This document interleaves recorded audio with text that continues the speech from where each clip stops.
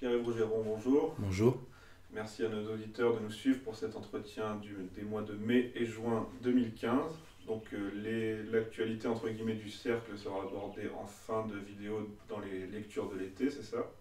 Donc on va commencer tout de suite avec l'actualité urgente, qui est l'attentat qui s'est déroulé dans une usine en Isère avec la mort d'un homme décapité. Est-ce que vous pouvez revenir sur cet événement? Alors, il faut revenir sur un contexte plus que sur des faits pour l'instant. Pour une raison. Premièrement, l'enquête ne fait que débuter. L'homme qui a été arrêté est toujours suspect, et donc innocent jusqu'à ce qu'on ait des preuves formelles du contraire, même si là ça semble se préciser. Tout ce qu'on sait, c'est que qu'une usine a été attaquée, qu'on a retrouvé la tête d'un entrepreneur local. La photo a d'ailleurs été rendue publique, elle est particulièrement atroce. La photo d'une entreprise très près de l'usine, décapité, sa tête accrochée dans un grillage avec derrière un drapeau qui est le drapeau noir de Daesh, et des inscriptions en arabe. Bon. Il ne faut pas statuer sur cet attentat trop vite. Ensuite, il faut savoir que dans le même jour, il y a eu une fusillade en Tunisie visant des civils et un attentat au Yémen. Et que l'État islamique avait promis un mois de Ramadan sanglant à ses ennemis.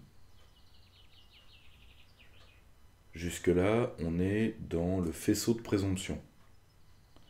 On n'a pas encore de preuves. Bon, ça ne fait que souligner ce qu'on savait déjà, c'est-à-dire que la France est cible. Voilà. Donc, ensuite,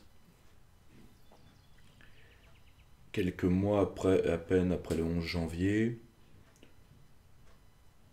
moi, ce que j'ai peur, c'est surtout des retombées. Valls, de toute évidence, est incapable de gérer cette situation. Et comme tous les branques, face à quelque chose qu'ils ne comprennent pas, il va tirer dans le tas. Alors il faut énormément d'intelligence et de doigté pour gérer ce type de situation. Je pense qu'il n'en est pas capable, objectivement. Après, il faut bien comprendre une chose. Parce que on va encore entendre les mêmes dire « Ah oui, bah alors à quoi nous servent les services de renseignement ?» Or, il faut bien comprendre une chose. Le terrorisme islamique n'a pas la même structure, une structure biologique, et pas une structure mécanique. Une structure mécanique, c'est l'IRA, l'ETA. Je ne mets pas le FLNC, parce que le FLNC est un parti qui est en Corse. Le FLNC, c'est 80% de mafia. C'est absolument non politique. C'est une émanation du milieu, le FLNC, et de la colère légitime d'une part du peuple de Corse par rapport aux agissements des pieds noirs arrivés d'Algérie. C'est ça le FLNC. Et c'est 80% de mafia. Ceux qu'on a appelés terroristes, à tort ou à raison. Terroriste, c'est toujours par rapport au côté où vous êtes. L'ETA, à mon avis, le mérite. Et l'IRA, qui à mon sens ne le mérite pas, en tout cas, l'IRA pour moi était une armée de libération nationale. L'IRA particulièrement, qui était la meilleure armée secrète au monde. On n'imagine pas ce qu'était l'IRA. L'IRA avait une structure pyramidale. Un état-major, des chefs, etc. Elle a été infiltrée par les services britanniques, comme ça, par cette structure pyramidale. Or, un terrorisme d'organisation pyramidale, c'est le terrorisme à l'ancienne, c'est comme une horloge. Vous la jetez par terre, elle est cassée. Elle se remet très difficilement une fois que vous avez la bonne stratégie qui est d'éliminer les échelons par degré en commençant par le plus haut. Ça se désorganise, comme une armée.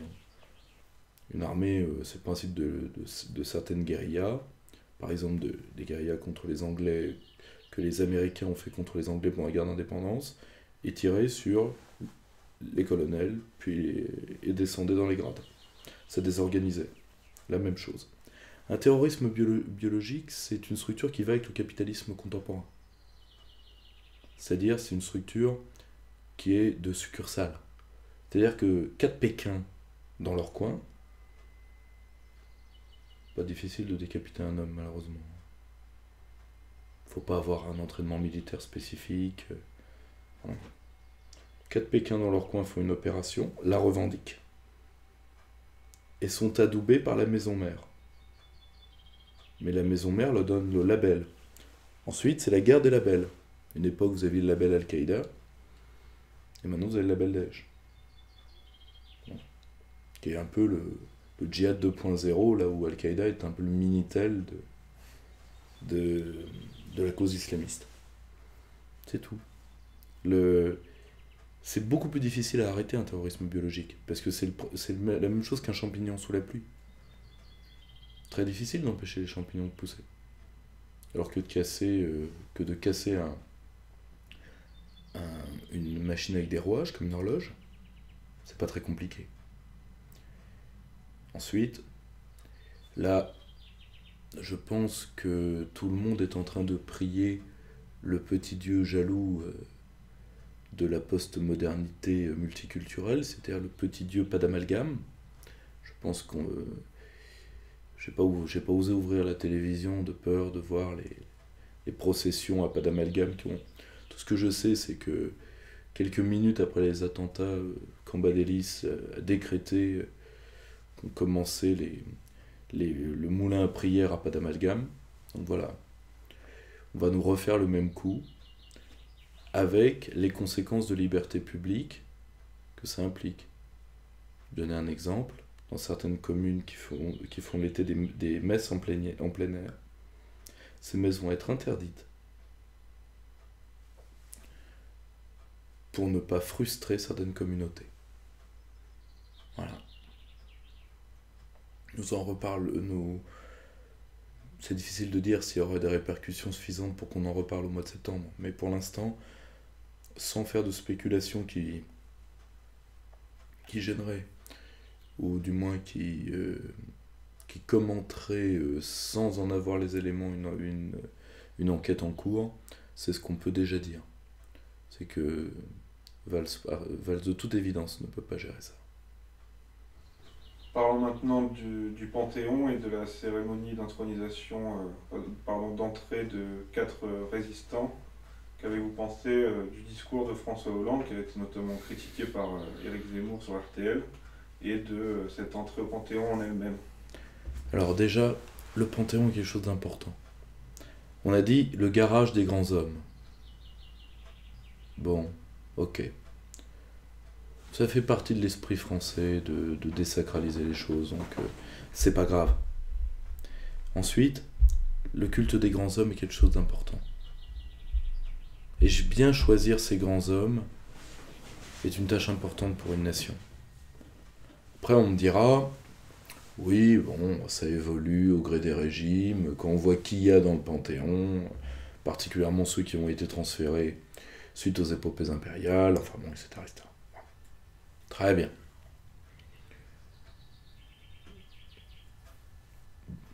Le seul problème, c'est que il est nécessaire pour une nation, nécessaire, d'avoir des hommes qui sont des exemples, et de leur avoir dédié un temple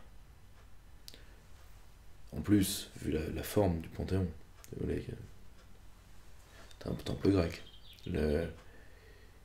Ça a une symbolique extrêmement forte, extrêmement belle. Le problème, c'est que face à ça, il faut être à la hauteur. Il faut être Malraux, sinon rien. Bah, ça a été rien. Bon, faut dire Fleur Pellerin dans le rôle de Malraux. Bon. Et le pire, c'est qu'elle serait la plus intelligente de la bande.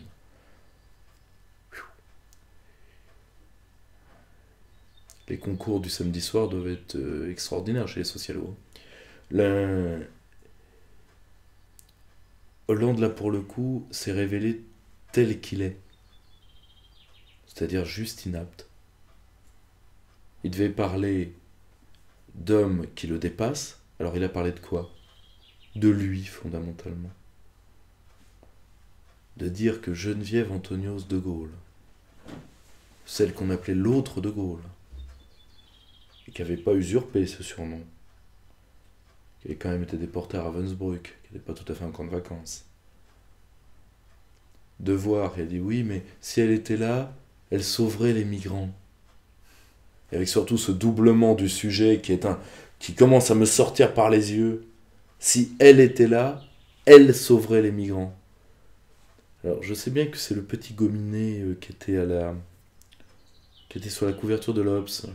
Je crois que c'est lui qui lui a dit de doubler les sujets parce que ça faisait peuple. À un moment, ça va mal se finir. Parce que quand on fréquente les bistrots, moi je n'entends pas dans les bistrots. Alors la bière, elle vient, la bière, bruti. Et il a parlé de quoi? De lui. Tout simplement. Après, à force d'abaisser les choses, si vous voulez, le discours en était monstrueux, quoi. Oui, s'ils étaient là, ils sauveraient les migrants, ils s'opposeraient à Daesh. C'est à peine s'il n'a pas dit, il ferait pas les choristes derrière Conchita Wurst, quoi. Non mais c'est hallucinant. Hallucinant. La seule chose, c'est que ça se voit aussi que Hollande est dépassé. Rappelez-vous la tête qu'il avait pendant ce discours. C'est un discours qui n'a pas été préparé ou à peine. Il n'a plus d'équipe, il n'a plus rien. Il est à genoux. Ça se voit. C'est monstrueux, monstrueux. Ensuite, sur le choix. Alors, évidemment, il y a un choix problématique, c'est celui de Jean Zay. Parce que Jean Zay, oui, il a été tué par les Allemands. Oui. Et alors? L'Allemagne a tué beaucoup de Français.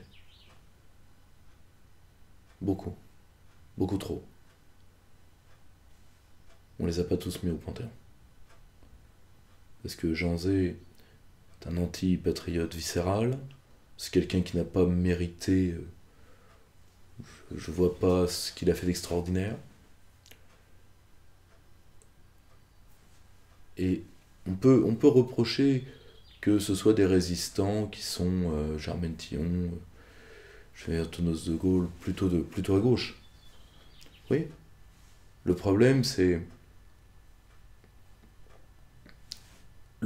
vous voulez, c'est que la privatisation de la mémoire de la résistance est quelque chose de terrible, mais elle est terrible des deux côtés. Moi, si vous voulez, je suis très heureux qu'on honore encore un peu la résistance alors qu'on essaie de la faire disparaître des menus scolaires. Au nom de l'idée européenne, faut pas que vous vous leurriez. Parce que c'est pour ça d'ailleurs qu'il y a une entreprise en cours dans l'historiographie de réhabilitation des collabos. Comme disait Hubert Beuve-Méry, qui sera fondateur du Monde, dans la Revue nationale des sciences politiques de janvier 1933, Hubert Beuve-Méry disait vouloir la victoire de l'Allemagne.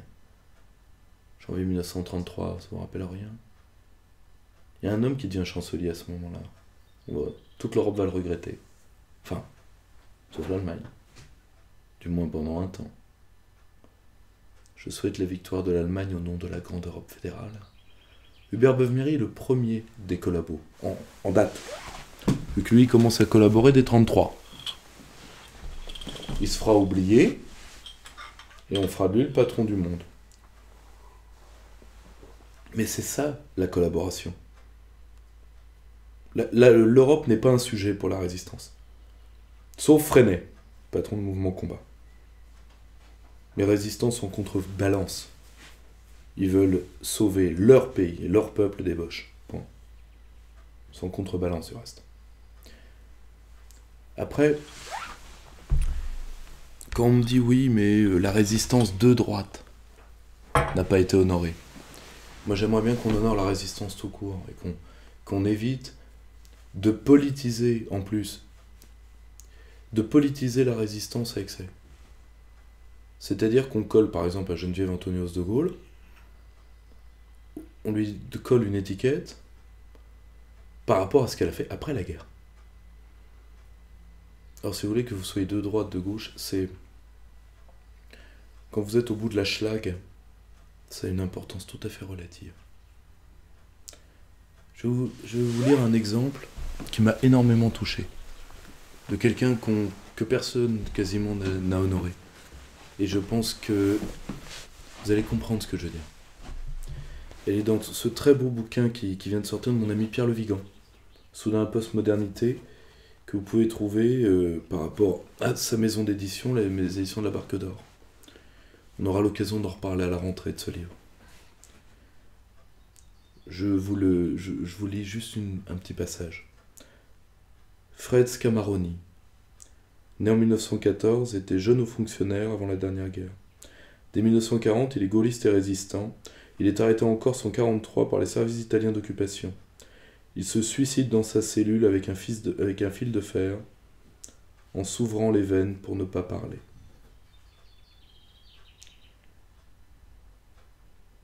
Et comme le dit très bien Pierre Le Vigan, posons la question, qui aujourd'hui pousserait à ce stade l'amour de son pays et le sens de l'honneur, à savoir de ne pas livrer ses camarades, sans disposer d'un poison simple, en étant obligé de se donner la mort à petit feu dans d'atroces souffrances. Avec son propre sang, il avait écrit sur les murs de sa cellule « Vive la France, vive De Gaulle ». Voilà comment se payer l'immense dignité d'aimer son pays jusqu'au bout. Au passage, on oublie souvent que nos compatriotes corses ont beaucoup servi le pays dans la résistance et qui nous ont donné de très grands hommes comme Alessandro Sanguinetti. On oublie également nos bataillons d'outre-mer. Je crois que vous me rappelez que le bataillon Polynésie dans les forces françaises libres a perdu la quasi-totalité de ses hommes. Donc il faut se souvenir de tous les héros. Et il faut se souvenir, si vous voulez, il faut préférer l'histoire à la mémoire, oui, mais pas toujours et pas tout le temps. La mémoire fait se lever les hommes, l'histoire rarement. Moi je crois au roman national. Parce que le roman national fait des hommes debout. L'historiographie qui s'entretue à la note de bas de page n'intéresse fondamentalement personne, mis à part les enseignants-chercheurs. Donc, il faut se rappeler de tous ceux qui ont hurlé seuls dans la nuit, pour que nous soyons là aujourd'hui. Et c'est vrai que on aurait pu honorer d'autres gens, il y a encore tellement de gens à honorer dans la mémoire de la résistance. Mais c'était une initiative correcte que Hollande... Parce que Hollande, il a la LEM, la loi de l'emmerdement maximum. Il pourrit tout ce qui touche. C'est pour ça que moi j'avais très peur du Panthéon.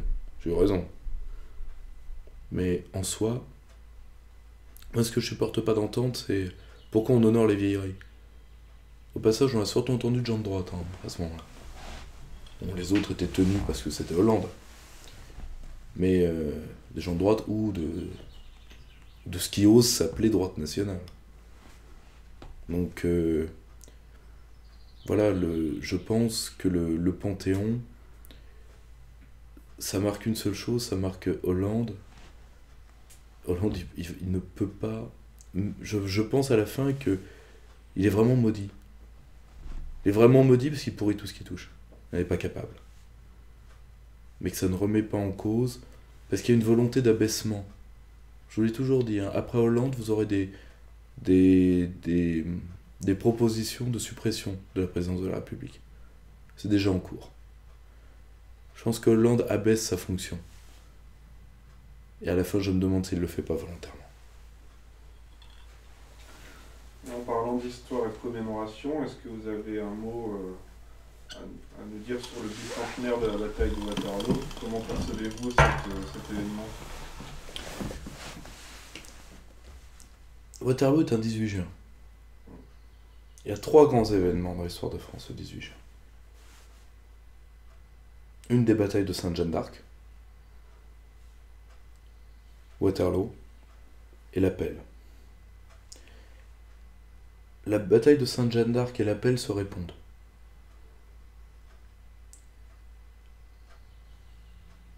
L'empereur, disons qu'il n'est pas raccord. Napoléon n'est pas raccord. Enfin, toute l'œuvre napoléonienne ne peut pas être raccordée d'un trait à l'histoire de France.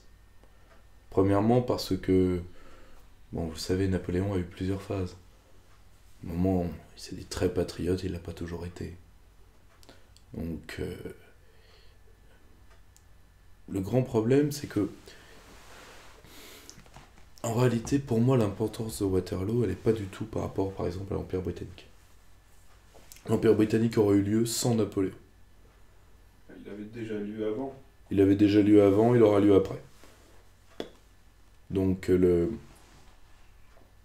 la puissance de l'Angleterre n'a pas tiré tant de profit que ça de la destruction de l'ogre corse. Waterloo, le vrai problème, c'est que c'est la renaissance de notre... c'est la renaissance d'un de nos ennemis qui est certainement beaucoup plus redoutable, vu que c'est la renaissance de l'Allemagne. Waterloo, c'est une victoire allemande, avant tout. D'ailleurs, l'essentiel des rangs britanniques était composé d'Allemands. Ouais. Et je parle même pas de l'armée prussienne, je parle des rangs de l'armée britannique qui étaient majoritairement composés d'Allemands, d'Hanovriens. Il y a eu la King German Legion qui a joué un rôle essentiel. Donc il y avait très peu de Britanniques finalement ce jour-là. Et vous avez un autre problème. Le problème, il est psychologique par rapport à l'élite française. Par rapport à l'élite française. L'élite française a une envie, mais séculaire, de s'éloigner du peuple, à cause de notre structure familiale égalitaire. Mais quand la France a été conquérante, ils n'ont pas aimé la France, ils ont aimé la victoire. Tout le monde aime la victoire. C'est pour ça que aimer la France quand elle n'est plus rien, ce qui est le cas de l'appel. Le 18 juin 1940, la France n'est plus rien. Il faut quand même s'en rendre compte. Ça, à mon sens, c'est au-dessus. Parce qu'aimer un pays qui gagne, oui. Vous aimez votre pays, vous aimez la victoire. Tout le monde aime la victoire.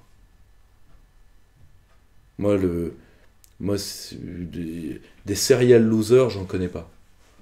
Des mecs qui cherchent la lose par plaisir de la lose, j'en sais rien. Là, tu t'es rendu compte, j'ai perdu, mais j'ai été aplati. Encore. J'ai jamais croisé. Psychologiquement, tout est possible. Vous savez, dans un monde, dans une anthropologie qui a pu enfanter Cyril Hanouna et Roselyne Bachelot, tout est possible. Mais bon, quand même. C'est que l'élite française n'y croit plus depuis Waterloo. En réalité, depuis Waterloo jusqu'à l'ère gaullienne, la diplomatie française va se mettre à la remorque de l'Angleterre. Et l'élite française, très étonnamment, va, comme elle se cherche des maîtres, toujours, nous en avions parlé, pour s'éloigner du peuple, elle s'est chercher des maîtres en Angleterre.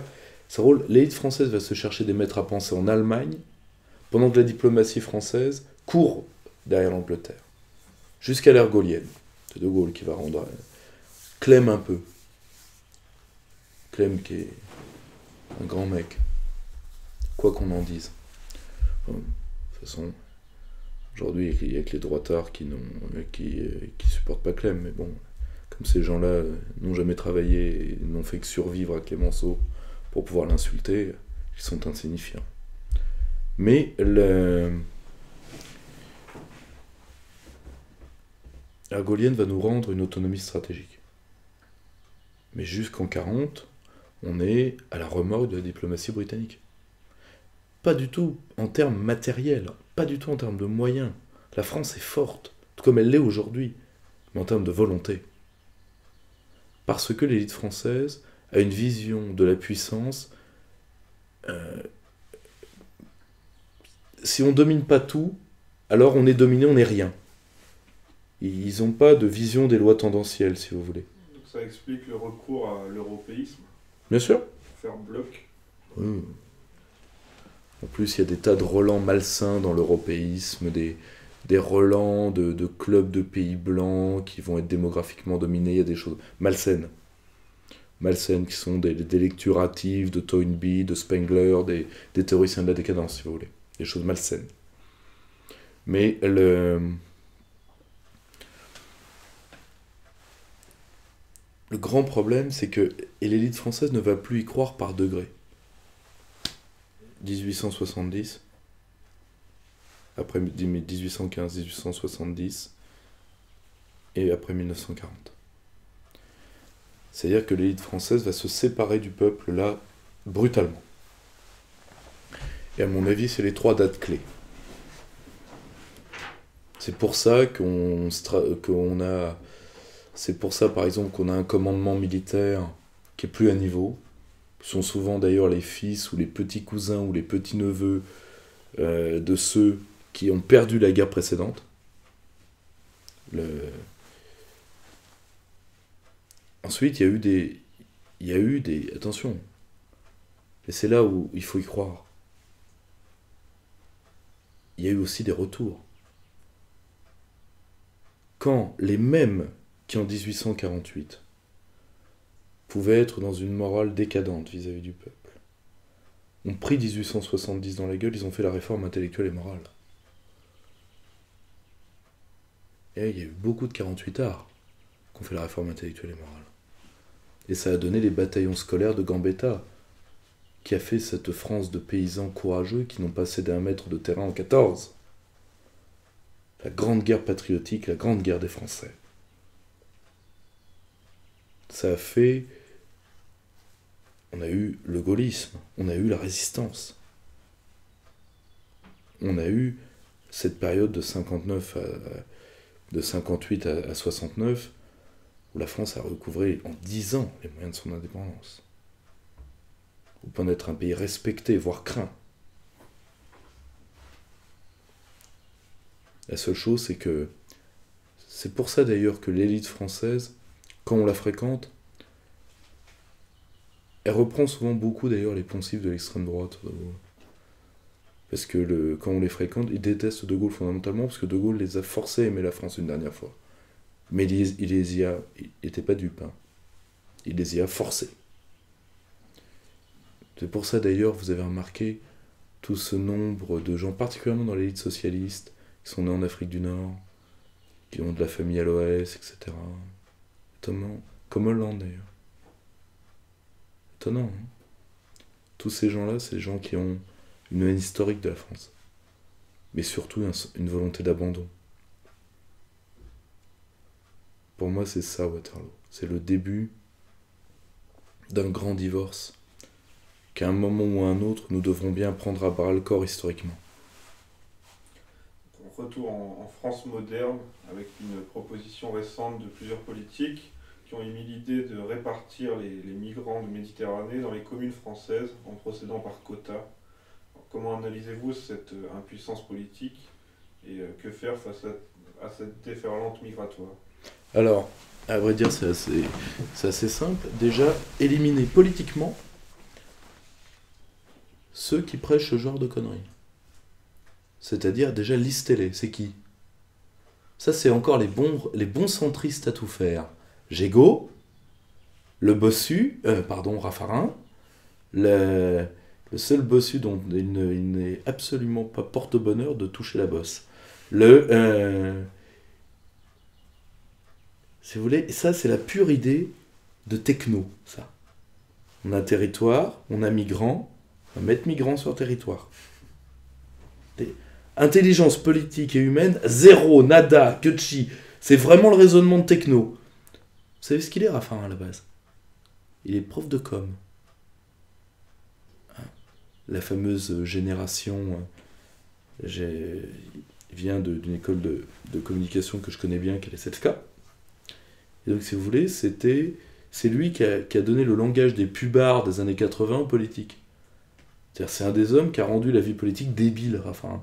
Il a d'ailleurs beaucoup d'échantillons sur lui. Vous ne pouvez pas dire qu'il n'ait pas abusé de sa propre camelote. Si vous voulez, voilà. Il a violé la règle de tous les dealers de porte cochère, c'est ne prends jamais ta dose. Mais c'est quand même lui qui avait fait cette phrase immortelle dont vous vous rappelez peut-être: The yes to win needs the no to win against the no. Win, the yes needs the no to win against the no. Si vous voulez, et Raffarin, c'est que ça.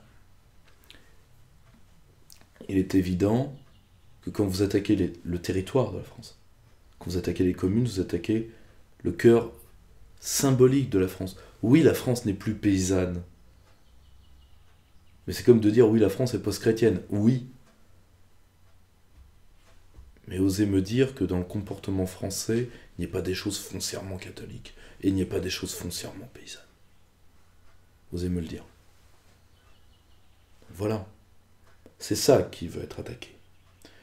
Donc on va mettre des migrants dans des endroits de la France. On va en réalité tenter enfin d'attaquer la France périphérique. C'est-à-dire cette France qui s'est faite contre les banlieues de l'immigration. Et donc on va dire, vous n'en avez pas voulu, on va vous les imposer quand même. Vous vous êtes endettés pour fuir loin des villes, pour fuir ces populations, parce que il y a deux choses qui chassent les gens des villes. L'insécurité et les prix. Bon. Alors, le grand problème, qui sont ces migrants? De nationalité. Ils sont quoi? Majoritairement centrafricains, nord-africains et Moyen-Orient, Syrie. C'est pas une nationalité, ça. Une géographie. Il y a beaucoup de Soudanais, de Syriens, de Centrafricains et d'anciennement Libye. Parce que, comme tout pays où BHL planque sa tente, vous pouvez mettre ex dedans. Donc ils viennent d'ex-Libye. Moralité, ils viennent des États faillis. Vous me direz, pourquoi tant de Soudanais? Pour une raison. L'Amérique, et Israël d'ailleurs, il faut le reconnaître. Il faut le reconnaître parce que Israël y a beaucoup joué. Dans une politique qui est... parce que Israël a une grande politique africaine, et elle a appuyé les États-Unis dans le fait d'accélérer la partition du Soudan. Le Sud-Soudan est une catastrophe. Il y aura peut-être d'ailleurs une nouvelle scission prochainement du Soudan. C'est une catastrophe. Et qui est un pays sur lequel on va revenir tout à l'heure d'ailleurs avec l'affaire El-Béchir.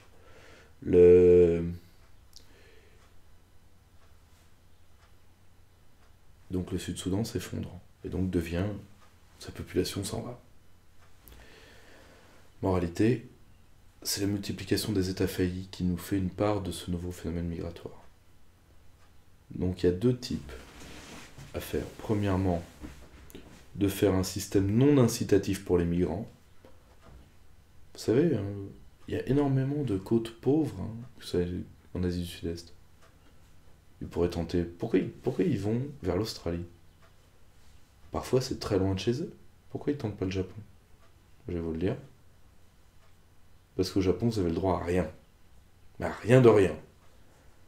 Pas oublier qu'ils traitent toujours comme des migrants les Coréens qui sont là depuis 200 ans. Bon, ça va peut-être un peu loin. voire même loin, très loin. Mais bon, c'est chez eux, c'est comme ça. Or, le grand souci, c'est, premièrement, leur dire qu'ils trouveront rien ici. Deuxièmement, avoir les réponses adaptées d'un point de vue policier. Troisièmement, d'imposer à ceux qui soutiennent les filières migratoires d'en prendre une partie. Voire même par opération strictement politique. Moi, ça m'aurait fait énormément rire qu'on mette un camp de migrants devant l'ambassade du Vatican à Paris. Ça m'aurait fait beaucoup rire. Vous les voulez, vous les avez. Ok ? Et par contre, arrêtez la politique étrangère aventureuse. Qui est à la source de ça, justement. Qui est avec la démographie, la source de ça. Alors, le problème, c'est que la démographie, elle ne trouvera de solution que... Elle ne trouvera de solution que, si vous voulez, que quand l'Afrique pensera ses structures. On n'a pas à lui imposer ces structures. La seule chose, c'est que la notion d'État n'est pas présente en Afrique, réellement. À 2 exceptions près. Ce sont d'ailleurs les seuls États monoethniques, d'ailleurs. Donc le seul problème, c'est de laisser l'Afrique gérer ses propres structures. Et gérer son rapport au développement, si elle veut du développement. Le développement, c'est déjà une pensée occidentale. La seule chose, c'est que cette réflexion qui commence, d'ailleurs, ça se voit par les jeunes intellectuels panafricains, par exemple, doit ni être encouragée, ni être stoppée. Les Blancs n'ont pas à s'en mêler. Par contre, j'espère pour eux qu'elle portera ses fruits. Parce que le destin d'un Soudanais, d'un Malien, etc., c'est d'être un homme dans son pays. Et pas de venir compenser les Européens vieillissants, comme le dit bien M. Juncker, dont on va parler à plusieurs reprises, qui demande 60 millions de compensation d'ici à 2015, à 2050. Ça, c'est de la traite. Et surtout, ça veut dire que pour un homme comme Juncker, le destin d'un jeune Malien de 20 ans, c'est pas de rester chez lui, près des siens, de s'en occuper et de vivre en homme libre chez lui, c'est de venir vider mes poubelles. C'est là où on voit quand même qu'il y a une dégénérescence européenne, dont ce genre d'idée n'est que le symptôme, objectivement. Autre sujet, après le plug anal place Vendôme, désormais on a l'installation à Versailles du Vagin de la Reine, œuvre entre guillemets d'un artiste anglais en plein milieu de la perspective. Donc ça a déclenché une vive polémique. Qu'avez-vous à nous dire sur ce genre d'exposition et plus généralement sur l'art contemporain ? L'art contemporain, c'est la variante néolibérale de l'art. Pour une raison.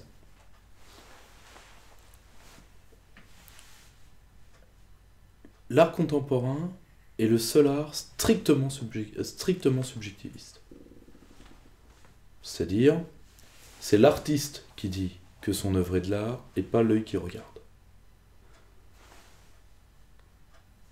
Extraordinaire, hein ? Rappelez-vous de cette œuvre extraordinaire qui s'appelait Merda de Artista, qui était une juxtaposition de boîtes de conserve comme n'importe quelle, comme ma fille pourra bientôt en faire, quand elle arrivera à ramper à 4 pattes,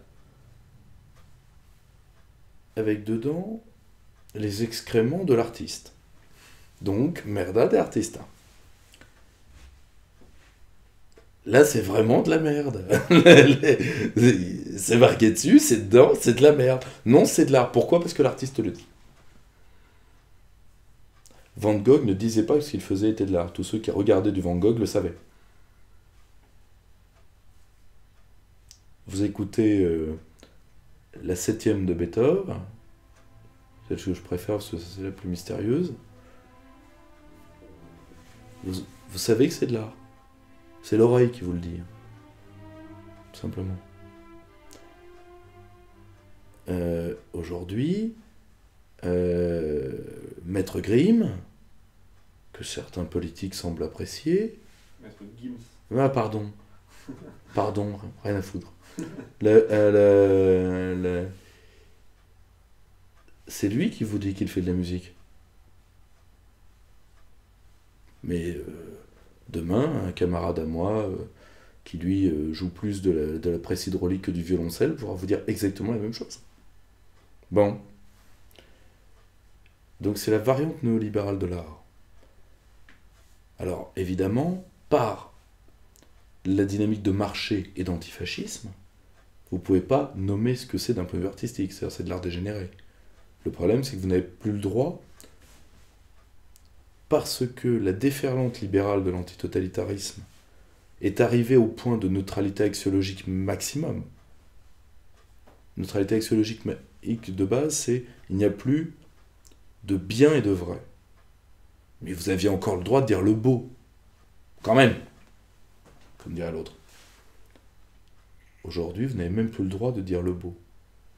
À cause de la neutralité axiologique libérale. Ah, vous avez un jugement de valeur, vous dites que c'est de l'art dégénéré, et le violon, et les heures les plus sombres, et je te les passe. Tu comprends ? Or, le grand souci, c'est que je ne dis pas que tout l'art contemporain, mais il y a des... Si vous voulez, le seul problème, c'est de quel angle vous le faites. Il y a des œuvres qui individuellement ont du sens, portent le sens, même dans l'art contemporain.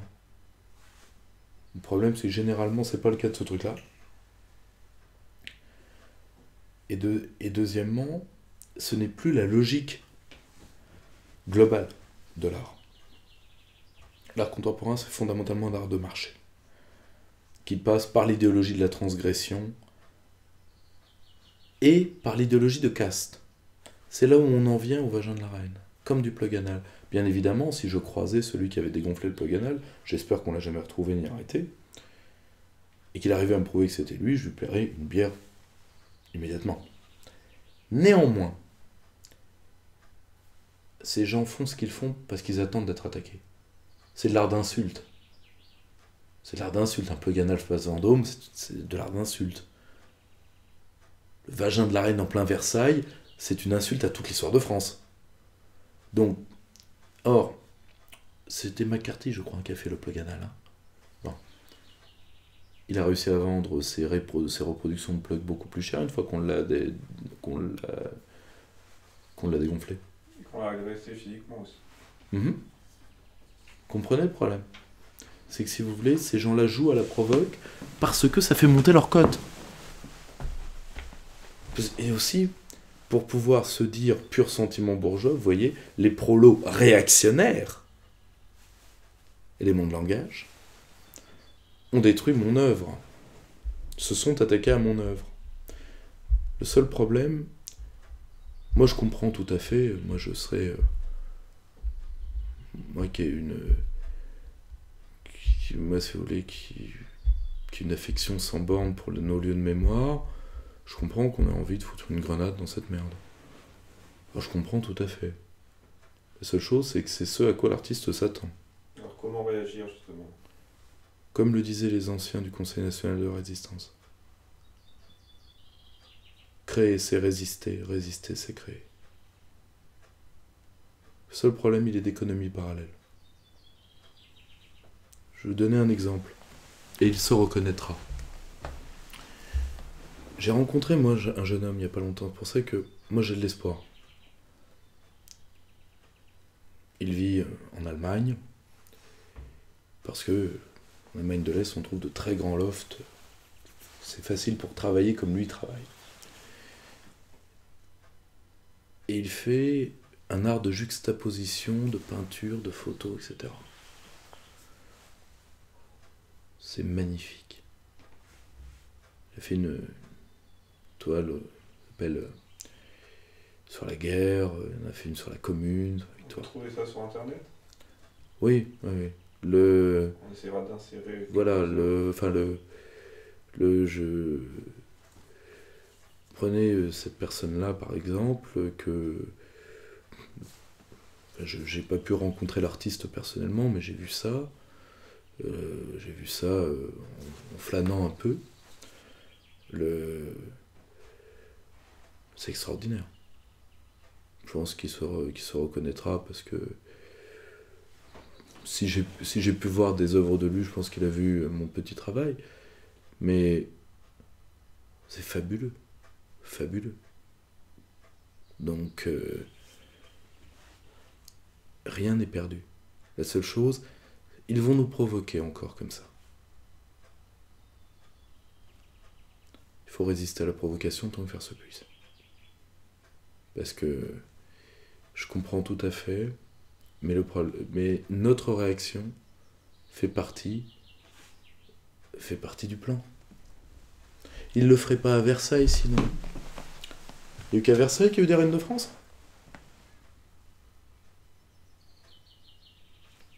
Pourquoi le faire à Versailles? Pourquoi faire dans le jardin de Versailles? Puis vagin de la reine, il est anglais. Il en a une reine, qui a un vagin d'ailleurs. Voilà. Même si Édouard VII, n'est-ce pas, on a toujours eu des doutes dans la famille d'Angleterre. Mais pourquoi il le fait pas chez lui? Pourquoi chez nous? Justement parce qu'il y a eu le Pleuganal. Parce qu'il y a eu l'affaire, vous savez, qui était d'ailleurs débile, là des deux côtés, de Golgotha Picnic. Ils attendent la réaction. Alors la seule réaction qui vaille, c'est la création. Et l'organisation, mais pour ça, il faut travailler.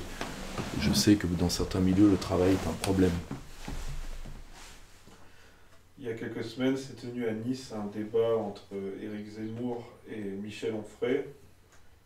Est-ce que vous l'avez vu? Oui. Qu'en avez-vous pensé? Bien évidemment, énormément de bien. Ça fait toujours plaisir de voir deux intelligences dialoguer. Parasité néanmoins par les interventions... De Fogg. C'est insupportable. De toute façon, c'est une... En plus, si vous voulez, c'est vraiment le vieux cheval sur le retour, avec la crinière, etc. Non, franchement, moi, bon, j'ai toujours eu le plus grand mépris pour Fogg, mais plus il vieillit, pire il est, je trouve. Il est vrai. Le pire, c'est qu'il insulte le public qui est venu écouter Éric Zemmour et Michel Onfray en disant à un vieux monsieur au premier rang, on s'en fout de votre avis.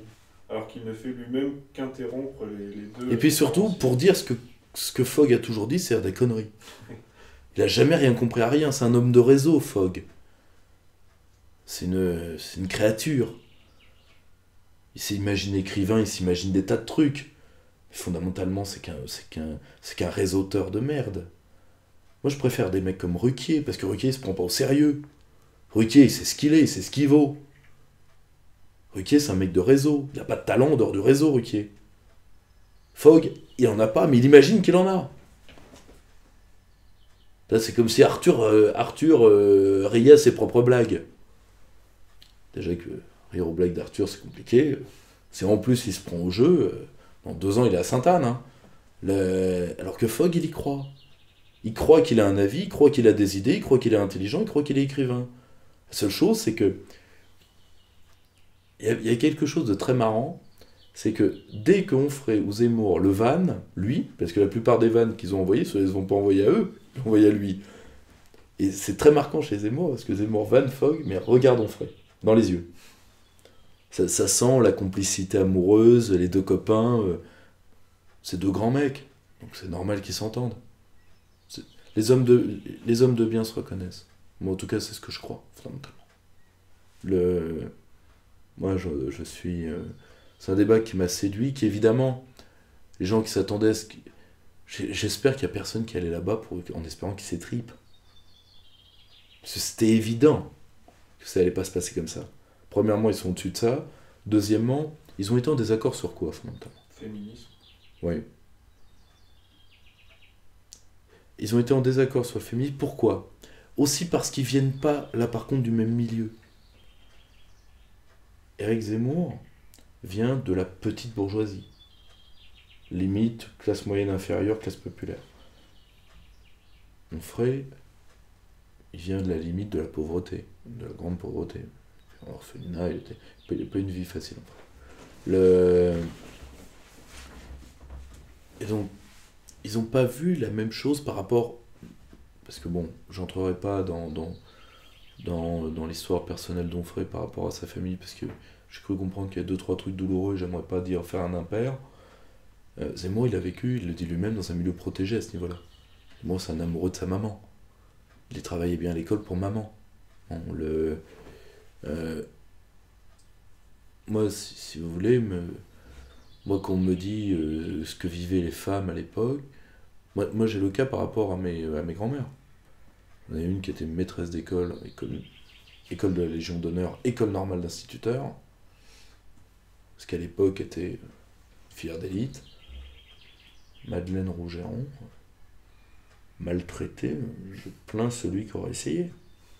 Par contre, la vie un peu dure des familles paysannes, qui est l'autre côté de ma famille, oui, il n'y avait pas d'émancipation de la femme, il n'y avait pas d'émancipation des hommes non plus. C'était la pauvreté. Le vrai problème, c'est que là, Onfray est un peu paralysé, mais Zemmour aussi est paralysé. Zemmour est paralysé par le féminisme extrémiste, castrateur et débile, objectivement débile, qui nous a été importé et d'Angleterre et d'Allemagne, alors que bon, si que la France ait eu un mouvement féministe tout à fait normal, parce qu'il était...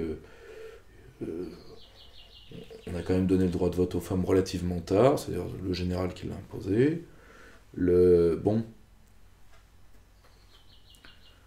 Pour le rôle des femmes dans la résistance, qui a été énorme, en termes de renseignement. Mais vu quand même que la France a une tradition, la tradition de l'amour courtois, la tradition des femmes de gouvernement, qui, comme le dit bien Tocqueville, est une des marques de l'unité profonde de la France, parce que comme Tocqueville dit bien dans l'Ancien Régime et la Révolution, que fondamentalement il n'y a pas de coupure, au niveau du pouvoir des femmes, il y a eu peu de coupures, contrairement même à ce que croient les droitards. Oui, 1789 est la Révolution des mâles, mais dès la fin de l'Empire, les salons des femmes reviennent au pouvoir, et c'est les femmes qui tiennent les salons de la bourgeoisie, qui feront 1848, qui feront 1870, etc. Mais nous, il y a toujours eu des femmes au pouvoir, fondamentalement, mis à part le cours intermède révolutionnaire pur, qui est vraiment la révolution des mâles. Nous, on aurait dû avoir un mouvement féministe plus doux, et de voir l'arrivée par les mouvements féministes qui transitent maintenant par la Scandinavie, qui nous fait passer l'ensemble du gender, ça a pu marquer négativement un mec comme Zemmour, et en même temps, un mec comme Onfray, parce qu'il s'illusionne un peu sur la réalité des femmes d'avant le féminisme.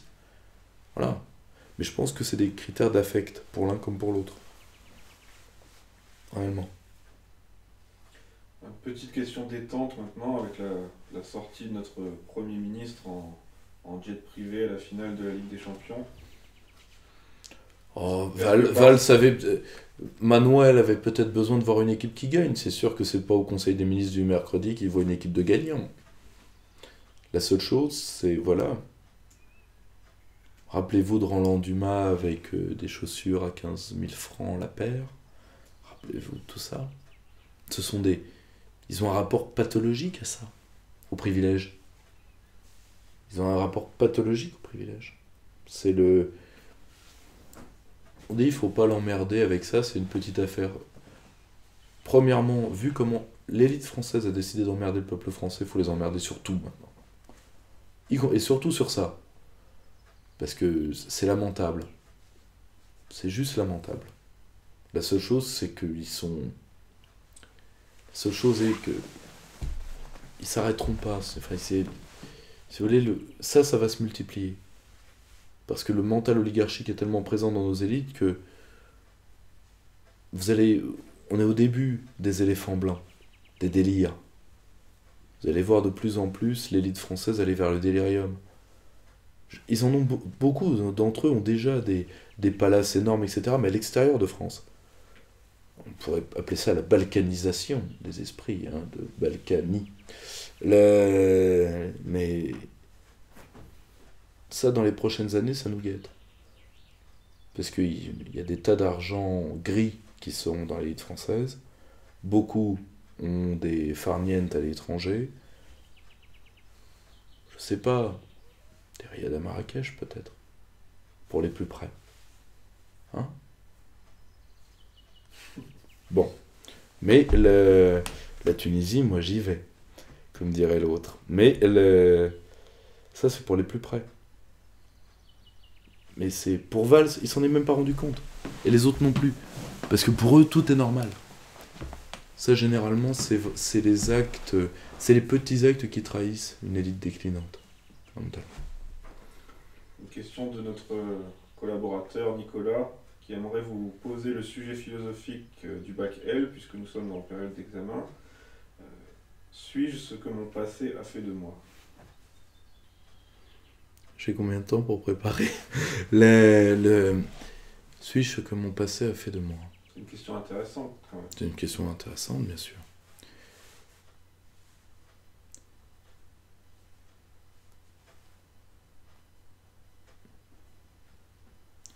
Alors, majoritairement, le rapport suis-je ce que mon passé a fait de moi? Plus que ce que le passé vous a fait, c'est la conscience du passé que vous avez qui a orienté vos actes. Le passé fait partie des déterminations que vous avez. Et comme le disait Michel Kluskar d'ailleurs, je suis un homme qui connaît ses déterminations, je suis un homme libre. Et quand vous savez la part de détermination que votre passé a mis en vous, et que vous l'assumez, vous pouvez même la sublimer. Là, vous pouvez entrer en liberté. Mais le passé, il faut avoir un véritable sens du passé. Sinon, on n'a que de l'expérience. Mais l'expérience, c'est rien. Hein. L'expérience, c'est une lanterne qui éclaire le chemin déjà parcouru, ce qui est inutile. Fondamentalement inutile. Vu que dans une vie, vous ne revivrez pas 2 fois exactement la même chose. Donc la plupart des gens qui disent oui mais moi j'ai de l'expérience, oui mais ça sert rarement. L'expérience c'est pas un vécu. Pas uniquement en tout cas. Or si vous voulez, ce qui compte c'est un vrai sens du passé. C'est-à-dire de savoir ce qui en vous est consécutif de ce que vous avez ressenti ou compris de ce qui vous est arrivé. Parce que le passé en soi, c'est quoi? C'est une addition. Une addition de choses. J'ai vécu ça, j'ai fait ça, je suis allé là. C'est ce que vous en avez retiré qui compte. C'est pas... Si vous voulez, c'est pas... C'est le voyage qui vous a changé. C'est ce qui s'est passé pendant le voyage. C'est pas je suis parti de là, je suis arrivé là. C'est ce que vous avez compris de l'entre-deux qui compte. En tout cas, c'est comme ça que je le pense. Moi, j'espère avoir de mon propre passé avoir retiré certaines choses. La seule chose, c'est que on peut se poser à titre collectif. Est-ce que c'est uniquement le passé au sens strict qui a fait notre peuple? Non, c'est ce qu'on a voulu en retirer. Avant, on en retirait la mémoire des héros. Maintenant, on en retire la mémoire des salauds. Bon. Résultat, ça nous fait un peuple profondément désuni, névrosé et malheureux. Mais j'espère qu'un jour, les Français retireront quelque chose d'autre de leur passé. Pour justement que ceux qui maîtrisent le récit du passé des Français ne leur imposent pas d'être ce qu'ils ne veulent pas être. Est-ce que ça c'est un pouvoir? Dire le passé, dire l'avenir sont des pouvoirs. C'est un seul et même pouvoir. Et justement, il faut préserver les Français de cette conscience dolosive et de cette volonté de shame pride, de cette tristesse existentielle. On a toujours été un peuple de salauds. Parce que si vous vous enfermez là-dedans, si vous ne retirez que ça, alors en tout cas je sais ce que vous deviendrez. Et pas grand-chose. Pour moi, c'était une très bonne réponse, mais maintenant, nul doute que votre note d'examen dépendra du correcteur. Alors, tout récemment, l'ancien agent du renseignement américain, Edward Snowden, a révélé l'espionnage des présidents français par la NSA. Oh la nouvelle. Une annonce fracassante, donc, qui a, semble-t-il, étonné nos dirigeants politiques qui, aujourd'hui, font mine de découvrir cette réalité. Attendez, ça fait 1 an et demi que, par exemple, vous prenez le blog de mon ami Pierre Jovanovic, vous aviez des photos, des fausses fenêtres de l'ambassade américaine. Non, tout ça est ridicule. Ridicule. Du complotisme. Non, mais c'était... Le général le disait très bien, les Américains, regardez-les dans les yeux, à la longue ils s'y habituent. Qui fait l'âne n'a pas à se plaindre qu'on lui monte dessus. Bon, les Américains vous montent dessus. Normal. Vous vous mettez à 4 pattes et vous voulez pas qu'ils vous montent dessus, je comprends pas. Je comprends pas. Il y a peu de choses qu'on fait à 4 pattes quand on est à l'âge adulte. Hein. Bon. Certaines sont intimes, mais mis à part ça. L'élite française, Tapaillasson d'ailleurs, Fabius, extraordinaire. Et il a dit quoi? Il a dit qu'il trouvait que ça se plaignait, machin, etc. Un tel scandale mériterait l'arrêt du traité transatlantique immédiat, l'expulsion de tout le personnel diplomatique américain pour infiltration dans nos banlieues, le fameux plan Rifkin pour les banlieues françaises, Bondi Blog, tous ces trucs-là, pure création de l'ambassade américaine. L'expulsion du personnel diplomatique et le retrait de la France, et le retrait de la France des accords bilatéraux de certains accords bilatéraux avec les États-Unis. Bon, vous faites pas ça, ils vous respecteront pas. La seule chose, c'est retrouver les moyens matériels de la souveraineté. C'est-à-dire, qu'est-ce qu'on fait du web français? Qu'est-ce qu'on fait de l'open data? Qu'est-ce qu'on fait de tous ces trucs-là? Et ça se fait pas à l'échelon européen. Parce que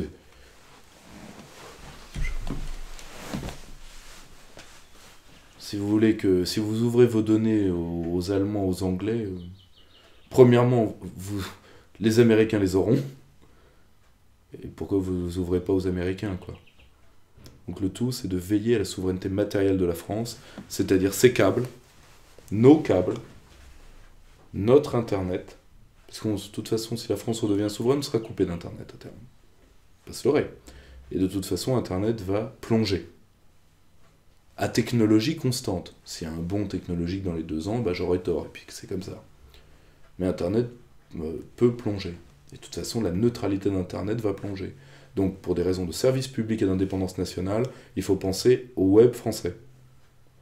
C'est tout. Mais faut... Et pas au web européen, machin, connerie.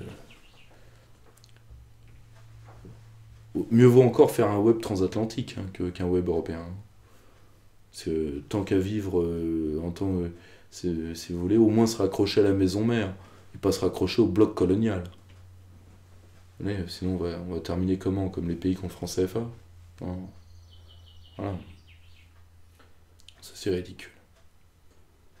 À la rentrée, Yann Moix rejoindra l'équipe de Laurent Ruquier dans On n'est pas couché. Alors c'est l'occasion pour nous de revenir sur une de ses sorties récentes où il assimile les liens familiaux à de l'inceste, déclarant que de voir une famille autour d'une table lui donne la nausée, et même qu'il souhaiterait qu'on mélange les enfants à la naissance afin que les parents ne puissent pas, je cite, mettre leur ego dans leur gène. Vous avez une réaction par rapport à ça? Alors je pense 2 choses. Je pense que le personnage... là, si vous voulez, je pense que le personnage, il y a 3 choses à en tirer. Premièrement, sur Internet, ça fait toujours le plus mauvais effet de faire une minute de silence, donc nous ne la ferons pas. Mais ayons une pensée émue pour le départ de Pétrolane. Parce que Aymeric Caron nous a été très utile, il faut le reconnaître, parce que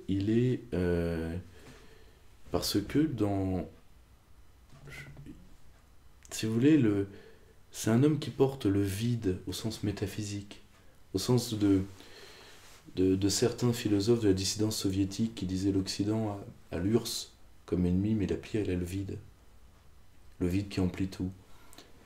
Aymeric Caron, c'est le vide à crinière. Extraordinaire. Extraordinaire.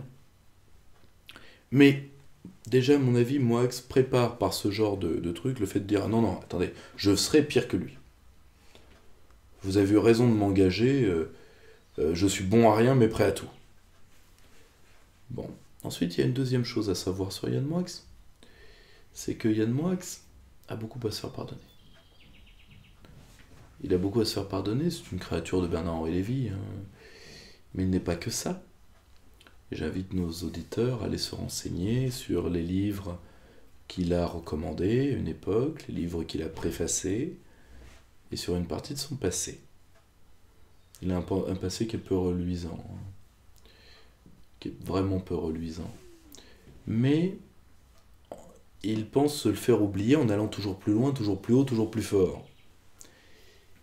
Mais il ne faut pas être dupe. Lui, il a de très lourdes casseroles. Très très lourdes. Ensuite, vous avez un dernier point. Pour une partie de cette gauche libertaire, enfin une partie de cette, plutôt de ce volet gauche du libéralisme, entend frapper la structure familiale à mort. Parce qu'ils sentent que c'est l'une des figures qui s'est un peu revigorée ces dernières années pour une raison. Où vont des individus seuls, apeurés face à un monde hostile et avec un niveau de vie qui s'effondre? Ils vont où? Ils vont chez papa, maman. Ils vont vers ce qui reste, vers ce qu'on n'a pas pu encore leur enlever. Et dans ce mythe mondialiste de l'être au monde, c'est-à-dire d'être jeté dans le monde sans intermédiaire, ni famille, ni nation, quoi que ce soit, ce qui est en plus un rêve prométhéen, premièrement, et deuxièmement, c'est un rêve d'un orgueil absolument extraordinaire. Si vous voulez, que l'homme puisse affronter le monde tout seul. Et je pense que ils en sont aujourd'hui à vouloir, et ça c'est Caron, mais c'est surtout Moix, ça va être ça. Ils en sont un peu comme l'élite européenne, l'élite de la Commission, tout ça. Ils savent que vis-à-vis du peuple c'est perdu, donc ils vont essayer de commettre des actes définitifs. Vous savez, comme ces salopards qui balafrent leur nana en disant tu m'aimes plus, tu seras personne d'autre, et là, qui leur balafre la gueule. Je pense que c'est ce type de mec-là. C'est